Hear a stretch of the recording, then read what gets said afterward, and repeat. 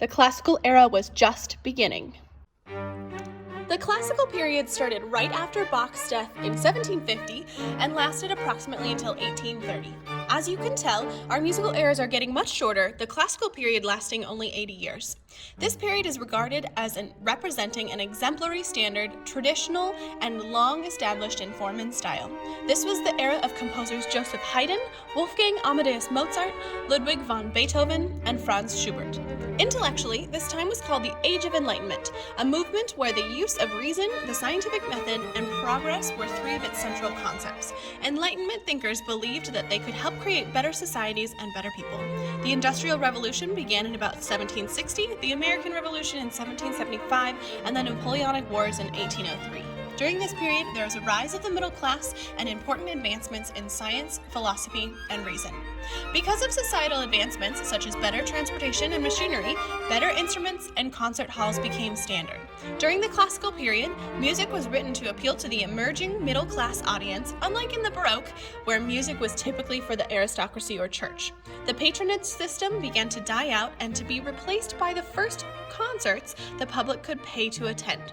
Opera subjects changed from lofty mythical creatures to focusing on the lives of ordinary people. In the mid-1700s, a new and more expressive instrument, the fortepiano, gradually replaced the harpsichord. The harpsichord's plucked strings did not have the ability to change volume. However, the fortepiano used a hammer mechanism, and the volume of the note changed with the amount of pressure applied to the key, giving performers the ability to be more expressive in their playing. Musically, this era was characterized by singable and lyrical melodies, diatonic harmonies, regular meters and rhythm, and use of folk elements. Whereas the Baroque was complex and highly tonal, classical era was much cleaner, formal, and more conservative. There was a focus on proportion and balance, and the length of compositions gradually increased. Emotions were portrayed through crescendos and diminuendos, getting rid of the terce dynamic concept of the Baroque. This music was mainly homophonic, one melody over chordal accompaniment. A defining composer of the classical era was Wolfgang Amadeus Mozart. He was born in 1756 and was arguably the most gifted musician in the history of classical music. His inspiration is often described as divine, but he worked assiduously not only to become the great composer he was, but also a conductor, virtuoso pianist, organist, and violinist. Mozart's music embraces opera, symphony, concerto, chamber, choral, instrumental, and vocal music, revealing an astonishing number of masterpieces. Though he was and still is considered a genius, he was also tactless, arrogant, and had a very immature sense of humor. His health began to fail when he was only 34 and his work rate slowed. He got better though, and in 1791 alone composed the famous The Magic Flute, his clarinet concerto, and Requiem. I used to listen to the Magic Flute on cassette tape. I know I'm dating myself, and it is the reason I chose to play the flute. Mozart did not live long enough to complete his Requiem and died in Vienna in 1791 before his 36th birthday. Along with opera, three instrumental forms dominated the classical period: the symphony, the concerto, and sonata. The concerto and sonata continuing to develop from the Baroque era. The symphony became a very popular form, defined as an elaborate musical composition for full orchestra, typically in 4 movements, at least one of which is traditionally in sonata form. The 4 movements are arranged as follows. The first movement is an opening sonata or allegro. The second is a slow movement. The third, a minuet or scherzo with a trio section. And the fourth, an allegro, rondo, or sonata. With great numbers of symphonies being composed, the orchestra grew to resemble the ensembles in concert halls today. The string quartet also gained popularity, mainly pioneered by Haydn. Let's delve a little deeper into some of these new forms. Sonata allegro form is traditionally the first movement of a symphony and contains 3 main sections: an exposition, development, and recapitulation. While there are variations, as in any musical structure, it most often boils down to these 3 sections.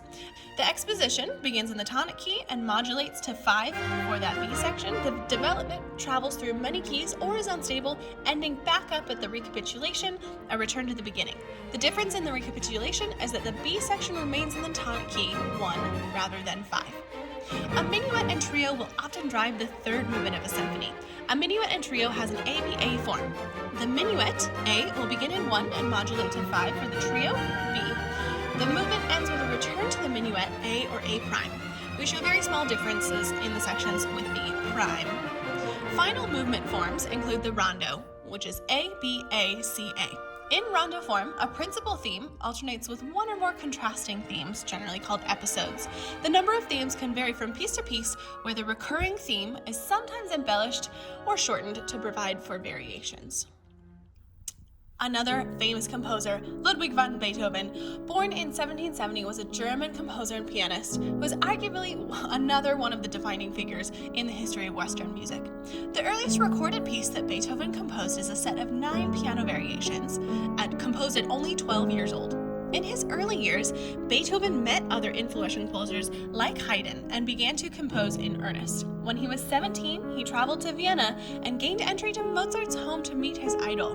Mozart was not excited to stop his own work to listen to some child prodigy.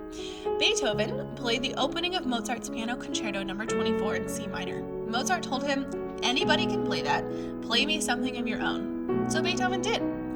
After Beethoven played, Mozart went to his wife Constance in the next room and told her to watch out for that boy. One day he will give the world something to talk about. Although Mozart agreed to take on Beethoven as a pupil, Beethoven had to return home to take care of his ill mother. By the time Beethoven returned to Vienna 5 years later, Mozart was dead. By 26, Beethoven had begun to suffer from tinnitus and was losing his hearing. His third symphony, known as the Eroica, was completed in 1804 at 34 years old and redefined the symphony as a genre. Beethoven's Ninth Symphony, the Chorale from 1824, is another work of his that has remained infinitely popular. It was the first time that a composer had used choral voices in a major symphony. His symphonies grew to mammoth proportions, were often deeply emotional or political affairs. Ill health and increasing deafness caused a drop in productivity at the end of Beethoven's life, but he still managed to produce important works like his late quartets in 1825, which were wildly inventive for the time. Beethoven died in Vienna on the 26th of March in 1827 after a long illness that had variously been attributed to alcohol, hepatitis, and pneumonia. Beethoven was the composer who really stretched the classical mold and laid the groundwork for the period that followed, the Romantic. The elegance of the classical period has given us many standards as well as musical forms that are still used today.